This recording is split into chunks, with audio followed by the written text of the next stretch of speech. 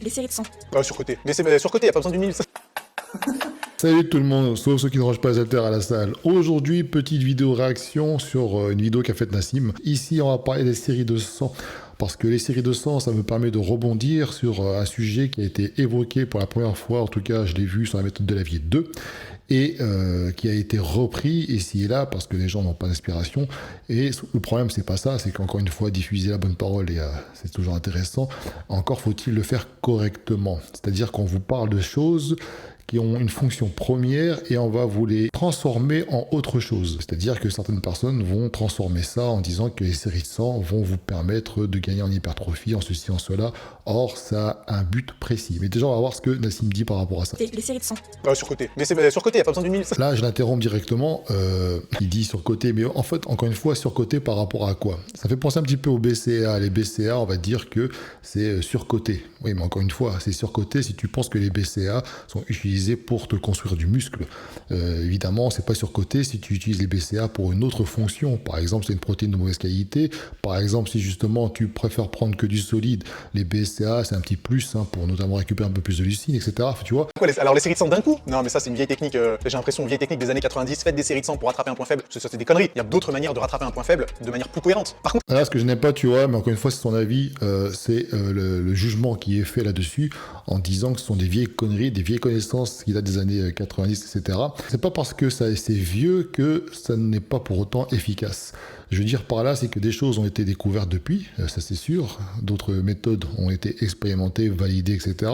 C'est pas pour autant que ce qui fonctionnait avant ne fonctionne pas encore aujourd'hui, mais tout dépend de pourquoi tu vas l'utiliser. séries de sang en rest pause, ça j'aime bien. Mais je sais pas si on considère ça comme des séries de sang. Par exemple, Petit spoil par rapport à ce que je vais dire, méthode de Delavier, évidemment, on te conseille pas de faire des séries de sang dès le début, comme ça, en une fois, prendre un poids qui te permet de faire 25 répétitions, et ensuite, tu essaies d'en faire 50, et puis tu prends un petit peu de pause, 10 secondes, 15 secondes, tu continues à en refaire, etc., etc., etc., pour un but, encore une fois, bien précis. Donc, évidemment que c'est valide. une charge de travail avec laquelle vous pouvez faire 20 reps, et vous faites une série de 100 en rest pause, avec un minimum de récup. Ça j'aime bien parce que ça permet d'accumuler beaucoup de volume en très peu de temps, et puis ça forge le caractère aussi. Faites ce genre de truc sur du hack squat ou sur du développé couché, sur des exercices d'étirement, parce que ça brûle de fou. C'est intéressant, mais des séries de 100 d'un coup, non. Bon, sur côté, là encore une fois, il donne des exemples d'exercices polyarticulaires. Pour ma part, ce n'est pas dans ce genre d'exercice que je vais utiliser les séries de 100. C'est contre-productif, parce que qui dit exercice polyarticulaire dit en général prendre des charges quand même assez conséquentes, et tu vas être cramé nerveusement. Le but du jeu, ce n'est pas ça. Le but du jeu, c'est tout autre. Et en général, j'utilise personnellement les séries de 100 pour une raison particulière auprès de mes élèves, mais les séries de 100 peuvent être utilisées pour pas mal d'autres choses. On va voir ça ensemble. On va revenir à la base. Déjà, je vais t'expliquer ce que c'est que les séries de 100 une fois pour toutes. Et je n'invente rien. Pour répondre à Nassim, le fait de faire du rest pause, ce genre de choses, c'est intéressant puisque c'est ce qu'ils disent justement dans la méthode de Delavier. Méthode de Delavier, je crois que c'était page 38, méthode de Delavier 2. Ils te disent manipuler sa génétique grâce aux séries de 100. Pourquoi ? Eh bien, tout simplement parce que déjà, la méthodologie, c'est simple. Tu vas utiliser la méthode que j'ai expliquée auparavant pour essayer de faire tes 100 reps en faisant des petites pauses de 10 secondes, 5 secondes, et puis tu serres les dents et tu continues. Mais ça sert à quoi les séries de 100, tout simplement? Il y a plusieurs objectifs. Alors, je n'invente rien, je le lis sur mon téléphone parce que j'ai fait un screen. Pour tout d'abord, accélérer la récupération. Ça, c'est intéressant. Notamment, j'aime bien le faire après une séance dure, notamment par exemple pour les cuisses. Tu peux augmenter la densité cardiovasculaire d'un muscle. En gros, il a été découvert que les points faibles congestionnent mal. Il faut différencier deux choses. On en parlera tout à l'heure par rapport à Nassim, quand je vais répondre par rapport à cette vidéo. Mais il y a les vrais points faibles, c'est-à-dire qui sont liés à ta génétique. Il y a ceux qui ne sont pas forcément des points faibles, mais sont des muscles que tu n'as pas l'habitude d'avoir sollicités. Et quand tu vas commencer à les solliciter, tu vas te rendre compte que finalement tu réagis plutôt bien. Grâce aux séries de 100, tu vas ramener justement de la congestion dans ces muscles et ça va t'aider à les développer par la suite parce que tu as un ressenti. L'objectif, de toute façon, c'est l'irrigation sanguine. Il a été découvert également que plus tu pratiques un sport tôt, plus tu vas bénéficier justement de certains acquis au fil du temps qui vont te servir pour la musculation. Par exemple, quelqu'un qui a fait, je sais pas moi, de l'aviron comme Gundil, eh bien il aura un point fort dos. Par contre, s'il n'a jamais sollicité son dos, les séries de 100 vont pouvoir l'aider à rattraper ce point faible. En gros, c'est comme si tu faisais une sorte de rattrapage. Tu vas faire un rattrapage d'un point de vue nerveux. Ton corps, tu vas lui... Tu sais, le schéma en fait qu'il va utiliser pour pouvoir contracter ses muscles, il va faire une espèce de reset et il va pouvoir réapprendre comment contracter ce muscle-là. Ça sert aussi à accroître ton endurance musculaire. Bon, ben ça, c'est évident. C'est intéressant parce que ça va te permettre, par exemple, pour contraire l'endurance musculaire, ça peut être un outil utile pour ceux qui souhaitent récupérer plus vite entre deux séries lourdes, tout simplement. Tu peux gagner en définition. Vous savez, la perte de gras localisée, qu'on dit qu'elle n'existe pas. Bon, bah déjà, on en parlait déjà, méthode de Lavier 2. Hein, donc, évidemment, allez faire l'effort pour ceux qui disent qu'il n'y a pas d'études, etc. Il y a toutes les références dans ce bouquin-là. Allez voir les études, lisez-les, et puis vous pourrez reparler par la suite. Ils se sont rendus compte, en fait, qu'en activant la circulation sanguine, l'accumulation de gras localement, elle se faisait plus difficilement. Et donc, en travaillant la série de sang sur des muscles localisés, ça permet d'améliorer la définition musculaire.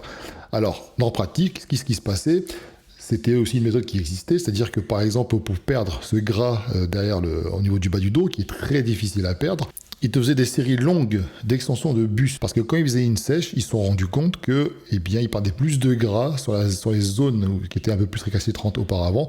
Parce qu'évidemment, le gras avait du mal à s'accumuler pour les raisons évoquées précédemment. Donc voilà, les séries de sang, c'est pas surcoté. Beaucoup de personnes ont commencé à en parler dès qu'ils ont vu la méthode de Lavier 2 et tout de suite ça s'est résumé à rattraper les points faibles. Tu le vois, c'est un outil qui est disponible qui te permet de faire beaucoup de choses. Il faut savoir utiliser intelligemment. Alors j'ai pris des notes par rapport à Nassim. Donc par rapport aux points faibles, je l'ai dit, tout dépend encore une fois des points faibles. Si tu as testé les séries de sang sur les mollets par exemple et que tu te rends compte qu'effectivement tu n'as pas de résultat malgré tout, eh bien c'est que ça reste effectivement un point faible génétique. Parce que si tu as un mollet court, tu peux quand même le développer. Tu es limité quand même dans le potentiel de développement par rapport à quelqu'un qui a un mollet qui est très très long. Est-ce que c'est pour autant que ça ne réagit pas? Non, parce que certains de mes élèves, justement, par exemple, ont pu développer notamment des sensations grâce aux séries de sang, par exemple au niveau des épaules. Rudy Koya également a expliqué dans une vidéo qu'il avait développé ses épaules grâce aux séries de sang. Donc comme quoi, c'est pas inutile, mais c'était pas réellement des points faibles dans le sens génétique du terme. C'était juste des zones qu'ils avaient du mal à solliciter tout simplement parce que leur corps n'était pas habitué. Dans cette même vidéo, Nassim se contredit parce qu'il y a une question, on dit qu'est-ce que tu penses du ressenti, etc., surcoté, sous-côté, etc.